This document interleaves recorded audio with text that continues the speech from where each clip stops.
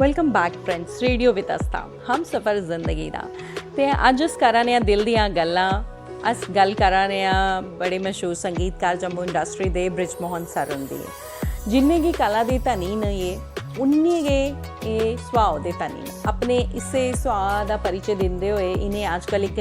नवी मुहिम शुरू की है कोरोना काल इस वड्डी महामारी जदों लोग सारे बड़े परेशान है लॉकडाउन लोगें बड़ा गे कॉन्फिडेंस लूज करा दे है लोग बड़ा गे हर चीज़ें का अभाव हुआ दा हा लॉकडाउन का कुछ माहौल हुए ने हाँ कि बड़ी ज़्यादा गे नेगेटिविटी ही मॉरल लोगों का बूस्ट नहीं हुआ दा हा तो इन्हें एक बड़ी अच्छी पहल शुरू की इन्हें छंद मुक्त कविताएं एक नया रूप देता एक नया आयाम देता मुझे लगता अज तो पहले किसी ने सोचा नहीं हाँ जिन्हें गे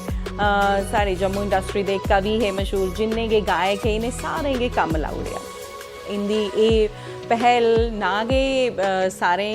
कम लाने कम आई बल्कि जिन्ने भी कलाकार है उन्हें जो अंदर प्रोत्साहन मिले ओदा भी कोई जवाब नहीं है क्योंकि आखिर दिन एक कलाकार आस्ते ओदी कला गई सब तो इंपॉर्टेंट चीज़ है